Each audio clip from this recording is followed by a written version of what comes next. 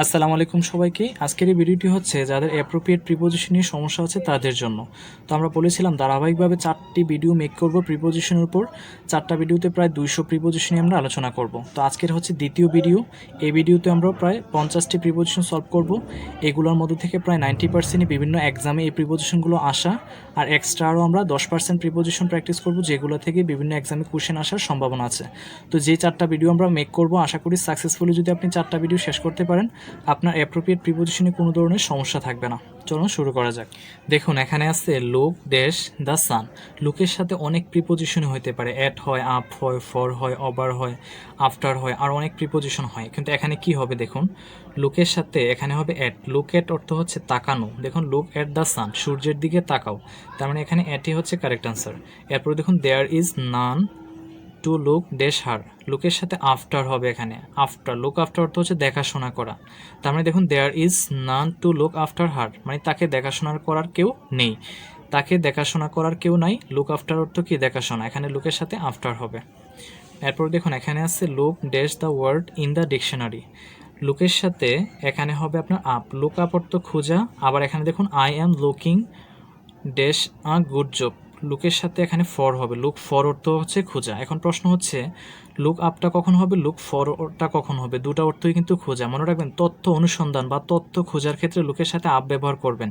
Look up the word in the dictionary, মানে dictionary থেকে word মানে শব্দটি খুঁজে বের করো, তার মানে এখানে লুকের সাথে কি হবে, আপ হচ্ছে কারেক্ট আনসার। আর এখানে দেখুন I am looking dash a good job. চাকরি খোঁজার ক্ষেত্রে আপনি লুকের সাথে সবসময় কি ইউজ করবেন, ফর ইউজ করবেন। তার মানে I am looking for a good job, আমি একটি কি ভালো চাকরি খুঁজছি, তার মানে এখানে লুকের সাথে ফর হবে। আর এখানে একটু খেয়াল করুন, এখানে আছে I am looking dash the matter. এখানে লুকের সাথে হবে ইনটু। লুক ইনটু অর্থ হচ্ছে তদন্ত করা। I am looking into the matter, আমি ব্যাপারটি কি করছি, তদন্ত করছি, তার মানে এখানে লুকের সাথে ইনটু হবে। যদি বলি কি police, police look dash the case, তার মানে এখানে আপনি কি ইউজ করবেন, মানে পুলিশ কেসটি কি করছে, তদন্ত করছে, তার মানে যেন লোকের সাথে কি হয়, ইনটু হয়। তার মানে একটু খেয়াল রাখবেন, লোক ইনটু অর্থ হচ্ছে তদন্ত করা, তদন্ত করা অর্থে লোকের সাথে সবসময় আমরা কি ব্যবহার করব, ইনটু ব্যবহার করব। এরপর দেখুন এখানে আছে he is looking dash the answer. এখানে লুকের সাথে কি হবে, এখানে হবে লুকের সাথে ওভার। লুক ওভার অর্থ হচ্ছে পরীক্ষা নিরীক্ষা করা, মানে যাচাই বাছাই করার কি এটা ঠিক আছে কিনা। দেখুন he is looking over the answer, এটার অর্থ হচ্ছে সে উত্তরপত্রটি পড়ে দেখলো, তার মানে পরে দেখলো ঠিক আছে কিনা, তার মানে পরীক্ষা করা বা যাচাই বাছাই করা অর্থে লুকের সাথে সবসময় আমরা কী ব্যবহার করি, ওভার ব্যবহার করি। এখানে ওভারই হচ্ছে কি correct answer.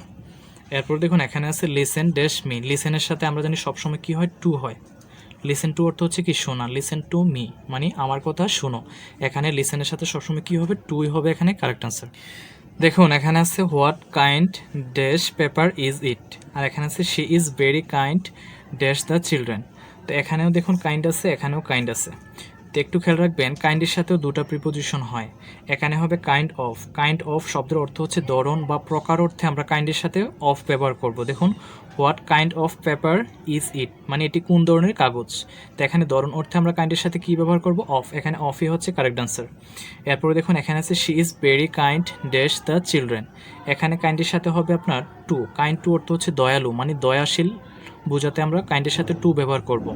She is very kind to the children, মানে সে শিশুদের প্রতি খুবই কি দয়ালু, তার মানে এখানে কাইন্ডের সাথে টু হবে কখন, দয়ালু বোঝাতে আমরা কাইন্ডের সাথে টু ব্যবহার করব।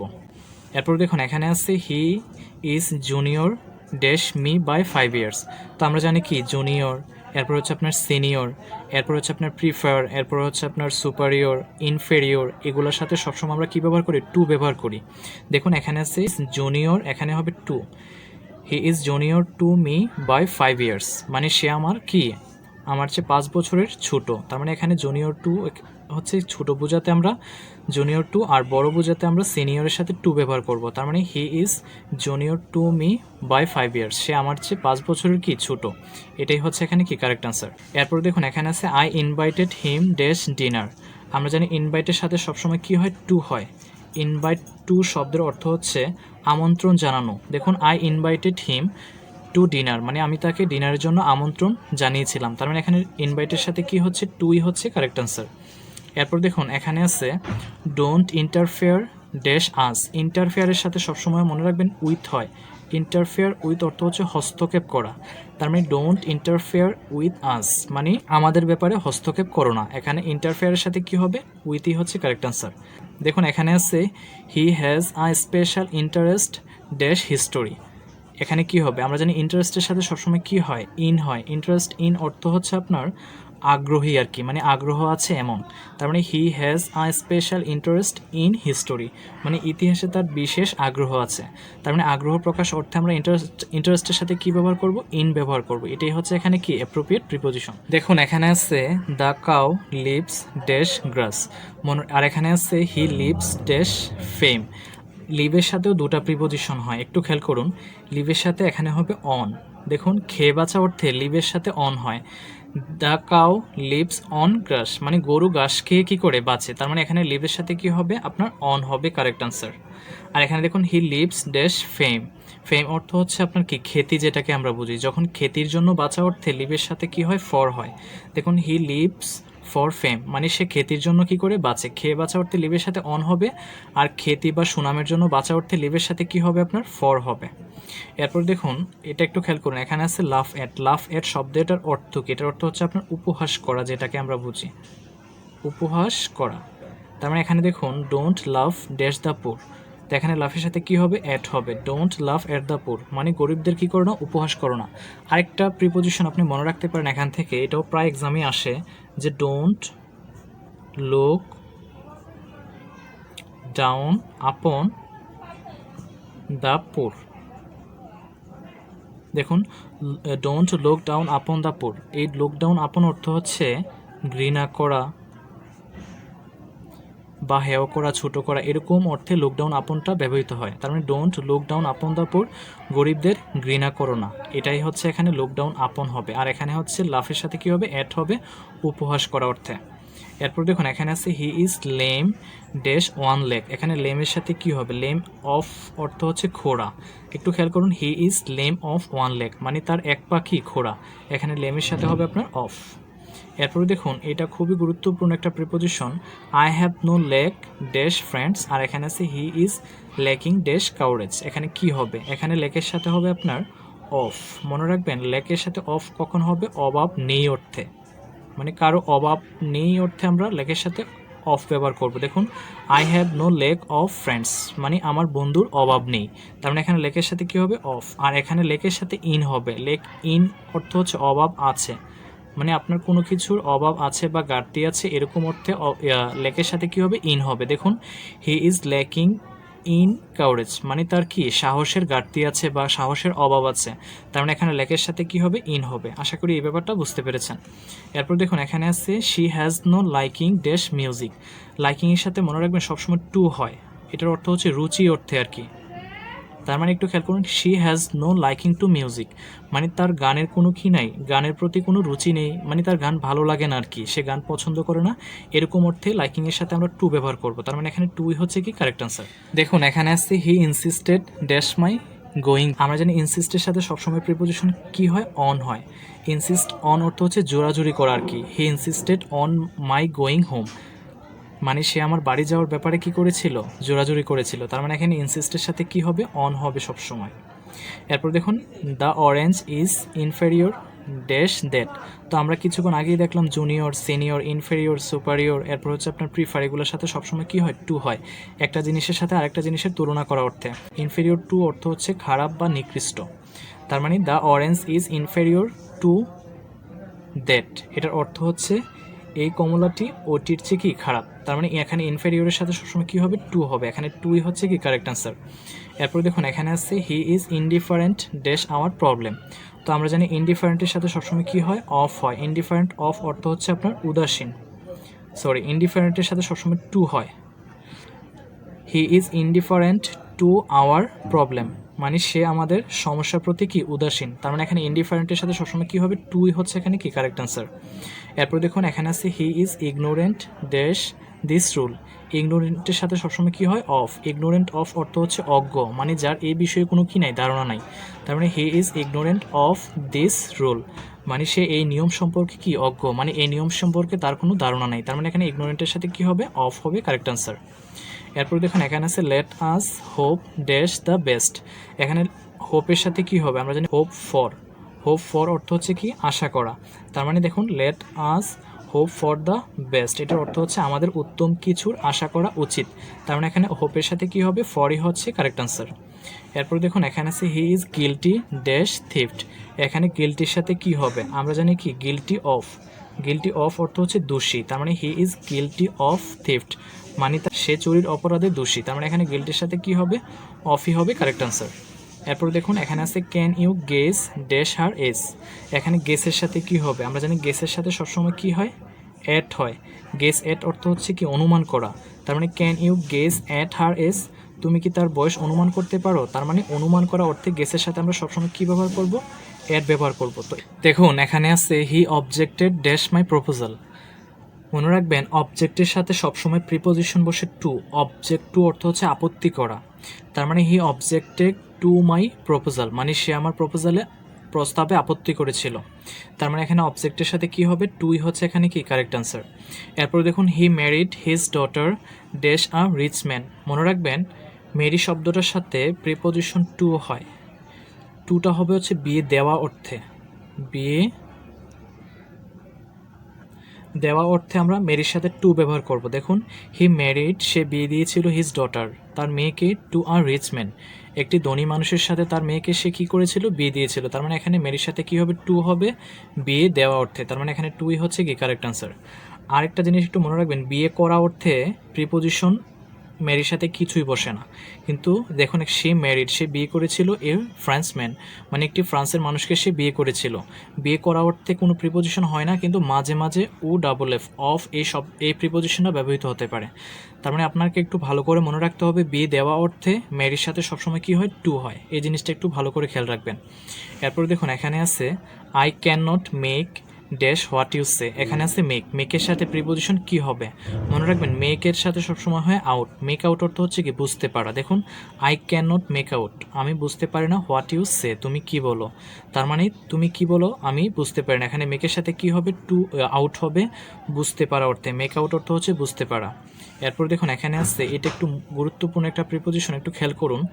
The ring is made dash gold, এখানে আছে paper is made dash would, এখন এখানেও মেড আছে, এখানেও মেড আছে, এখানে হবে হচ্ছে আপনার অফ, আর এখানে হচ্ছে আপনার ফ্রম হবে। এখন প্রশ্ন হচ্ছে মেডের সাথে অফ এবং মেডের সাথে ফ্রম দুটা অর্থই কিন্তু তৈরি, কিন্তু কখন মেডের সাথে অফ হবে, কখন মেডের সাথে ফ্রম হবে মনে রাখবেন। একটু খেয়াল করুন, the ring is made of gold, এই যে গোল্ড শব্দটা, গোল্ড অর্থ কি সোনা, সোনা দিয়ে এই রিংটা কি তৈরি, মানে আংটিটা তৈরি।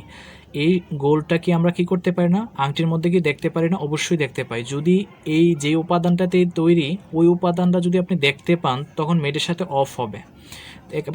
এক্সাম্পলটা একটু খেয়াল করুন, paper is made from would, এখানে দেখুন উড অর্থ কি কাঠ, এখানে পেপার অর্থ কি কাগজ, মানে কাগজ কি দিয়ে তৈরি, কাঠ দিয়ে তৈরি। আপনি কাগজের মধ্যে কি এই কাঠটা দেখতে পান না, দেখতে পাই না। যদি উপাদানটা যদি দেখা না যায় মেডের সাথে ফ্রম, আর যদি উপাদানটা দেখা যায় তখন মেডের সাথে হবে আপনার অফ। আশা করি এই ব্যাপারটা বোঝাতে পেরেছি।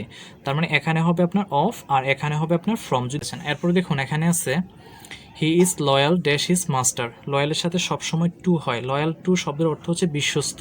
তার মানে he is loyal to his master, মানে সে তার মাস্টারের কাছে কি বিশ্বস্ত। তার মানে এখানে লয়ালের সাথে কি হবে, টু হবে প্রিপোজিশন। আশা করি এই ব্যাপারটাও বুঝতে পেরেছেন। দেখুন এখানে আছে he passes dash a clever man, এখানে পাস শব্দটা আছে। দেখুন এখানে আছে he passed dash last night, এখানেও পাস্ট শব্দটা আছে। তো মনে রাখবেন পাসের সাথে দুটা প্রিপোজিশন হতে পারে, পাসের সাথে আপনার ফরও হইতে পারে, আবার পাসের সাথে আপনার এওয়েও হইতে পারে। মনে রাখবেন পাস ফর অর্থ হচ্ছে গণ্য হওয়া। একটু খেয়াল করুন, he passes for a clever man, মানে কি তাকে চালাক এবং চতুর লোক হিসাবে কি করা হয়, গণ্য করা হয়। তার মানে গণ্য করা অর্থে আপনি পাসের সাথে সবসময় প্রিপোজিশন ফর ইউজ করবেন। তার মানে এখানে ফর হচ্ছে কারেক্ট আনসার। আর এখানে আছে পাস, এই পাস শব্দটার সাথে এওয়ে হবে, এওয়ে অর্থ হচ্ছে মারা যাওয়া, পাস এওয়ে অর্থ মারা যাওয়া। হি পাস্ট এওয়ে লাস্ট নাইট, মানে তিনি গত রাতে মারা গেছেন। তার মানে এখানে এই পাস্টের সাথে আপনার এওয়ে হবে। এরপর দেখুন এখানে আছে he is partial dash his son, পার্শিয়ালের সাথে সবসময় প্রিপোজিশন টু হয়। পার্শিয়াল টু শব্দের অর্থ হচ্ছে পক্ষপাতিত্ব করা। দেখুন এখানে আছে he is partial to his son, মানে সে তার কি সন্তানের বা ছেলের পক্ষপাতিত্ব করেন, তার মানে এখানে পার্শিয়ালের সাথে সবসময় কি হবে, টু হবে। এরপর দেখুন এটা খুব গুরুত্বপূর্ণ একটা প্রিপোজিশন, হি পার্টেড ড্যাশ হিজ ফ্রেন্ড, এখানেও আছে she parted dash the ring, এখানেও আছে পার্ট, এখানেও আছে পার্ট। মনে রাখবেন পার্টের সাথে এখানে হবে ফ্রমও হয়, আবার এখানে পার্টের সাথে আপনার উইথও হয়। এখন প্রশ্ন হচ্ছে যে পার্টের সাথে কখন ফ্রম হবে, কখন উইথ হবে, দুটার অর্থই হচ্ছে আপনার বিচ্ছিন্ন। পার্টের সাথে ফ্রম হবে তখন যখন আপনি কোনো পার্সন মানে কোনো ব্যক্তি থেকে বিচ্ছিন্ন হবেন, তখন আপনি কি ইউজ করবেন, পার্টের সাথে ফ্রম ইউজ করবেন। দেখুন হি পার্টেড ফ্রম হিজ ফ্রেন্ড, মানে সে তার বন্ধু থেকে কি বিচ্ছিন্ন, এখানে ফ্রম হচ্ছে কারেক্ট আনসার। আর এই জিনিসটা একটু খেয়াল করুন, she parted with the ring, ring বলতে আমরা কি বুঝি, আংটি যেটাকে বুঝি, মানে তিনি তার আংটিটা কি করলেন, ত্যাগ করলেন। তার মানে আংটি তো আর কি না, ব্যক্তি না, বস্তু। বস্তুর ক্ষেত্রে আমরা পার্টের সাথে সবসময় কি ইউজ করব, উইথ ইউজ করব। যখন একটা মানুষ বস্তু থেকে বিচ্ছিন্ন হবে তখন আমরা পার্টের সাথে এখানে উইথ ইউজ করব, এখানে উইথই হচ্ছে কি correct answer. This route is parallel dash that, parallel শব্দটার সাথে সবসময় টু হবে, প্যারালাল টু অর্থ হচ্ছে সমান্তরাল। দেখুন this route is parallel to that, মানে এই রাস্তাটি ওই রাস্তাটার কি সমান্তরাল, তার মানে এখানে প্যারালালের সাথে সবসময় কি ইউজ করবো আমরা, টু ইউজ করবো অ্যাপ্রোপ্রিয়েট প্রিপোজিশন হিসাবে। এরপর দেখুন এখানে আছে I owe my all dash him, এখানে ও এর সাথে সবসময় কি হবে, ও টু অর্থ হচ্ছে ঋণী হওয়া, ও এর সাথে সবসময় টু হয়। দেখুন I owe my all to him, মানে আমি তার কাছে সম্পূর্ণভাবে কি ঋণী, তার মানে এখানে এই ও শব্দটার সাথে আমরা সবসময় অ্যাপ্রোপ্রিয়েট প্রিপোজিশন কি ইউজ করব, টু ইউজ করবো, এখানে টুই হচ্ছে কি কারেক্ট আনসার।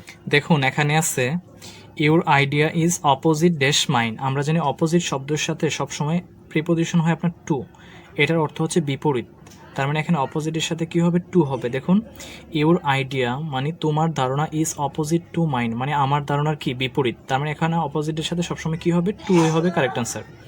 এরপর দেখুন এখানে আছে ওপেন ড্যাশ প্রেস 20, আর এখানে আছে his plan is open dash objection, এটা নিয়ে আমরা অনেক সময় কনফিউজড হয়ে যাই, এখানে অ্যাকচুয়ালি কী হবে। এখানে দেখুন ওপেনের সাথে এখানে হবে অ্যাট, ওপেন অ্যাট অর্থ হচ্ছে খোলা। দেখুন ওপেন অ্যাট পেজ 20 মানে 20 পৃষ্ঠা খোলো, তার মানে এখানে ওপেনের সাথে কি হচ্ছে, অ্যাটই হচ্ছে কারেক্ট আনসার।